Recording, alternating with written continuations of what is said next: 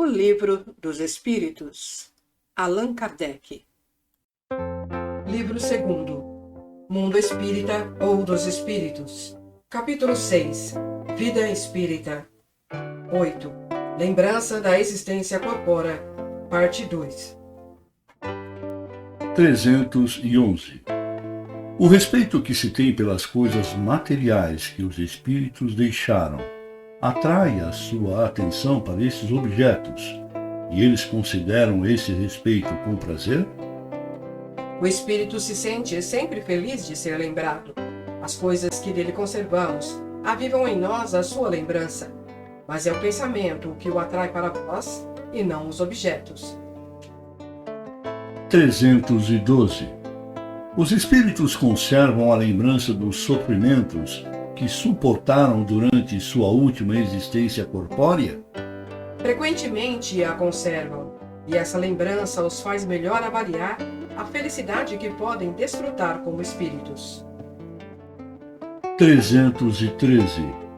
O homem que foi feliz neste mundo lastima os gozos que perdeu ao deixar a terra? Somente os espíritos inferiores podem lastimar os gozos que correspondem à impureza de sua natureza e que eles expiam pelo sofrimento. Para os espíritos elevados, a felicidade eterna é 1000 vezes preferível aos prazeres efêmeros da terra. Como o adulto que desprezou o que constituía as delícias da sua infância. 314. Aquele que iniciou grandes trabalhos com uma finalidade útil e que os vê interrompidos pela morte, lamenta tê-los deixado por acabar?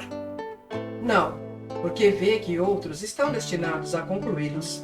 Ao contrário, trata-se de influenciar outros espíritos humanos a continuá-los. Seu objetivo na Terra era o bem da humanidade. Esse objetivo é o mesmo no mundo dos espíritos. 315. Aquele que deixou trabalhos de arte ou de literatura conserva pelas suas obras o amor que tinha durante a vida? Segundo sua elevação, julga-as de outra maneira e frequentemente reprova o que mais admirava. 316.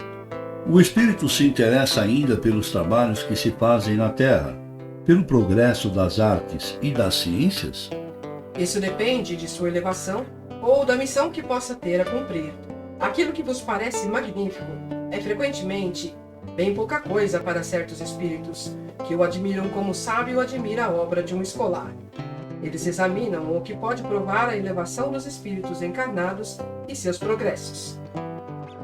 317. Os espíritos conservam, depois da morte, o amor da pátria? É sempre o mesmo princípio. Para os espíritos elevados, a pátria é o universo.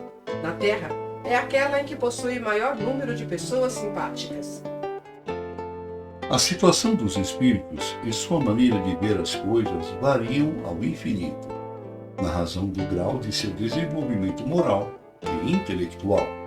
Os espíritos de uma ordem elevada geralmente só fazem na Terra estações de curta duração. Tudo quanto aqui se faz é tão mesquinho em comparação com as grandezas do infinito. As coisas a que os homens atribuem a maior importância são tão pueris aos seus olhos que eles encontram poucos atrativos neste mundo, a menos que tenham sido chamados a fim de concorrer para o progresso da humanidade. Os espíritos de uma ordem intermédia passam mais frequentemente por aqui, embora considerem as coisas de maneira mais elevada do que durante a encarnação. Os espíritos vulgares são de alguma maneira os que aqui permanecem constituindo a massa da população ambiente do mundo invisível. Conservam com pouca diferença as mesmas ideias, os mesmos gostos e as mesmas tendências que tinham no seu envoltório corporal. Intrometem-se nas nossas reuniões, nos nossos negócios, nas nossas diversões, tomando parte mais ou menos ativa, segundo o seu caráter. Não podendo satisfazer as suas paixões, gozam com os que elas se entreguem e as excitam nessas pessoas. Encontramos entre eles alguns mais sérios, que vêm e observam para se instruir e aperfeiçoar. 318. As ideias dos espíritos se modificam na vida de espírito? Muito. Sofrem modificações muito grandes à medida que o espírito se desmaterializa. Ele pode, às vezes, permanecer muito tempo com as mesmas ideias, mas pouco a pouco a influência da matéria diminui e ele vê as coisas mais claramente, e então que procura os meios de se melhorar. 319.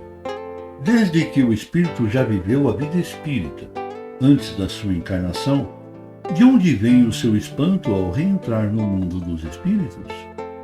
Esse é apenas o efeito do primeiro momento e da perturbação que se segue ao despertar. Mais tarde, ele reconhece perfeitamente o seu estado, à medida que lhe volta a lembrança do passado e que se desfaz a impressão da vida terrestre.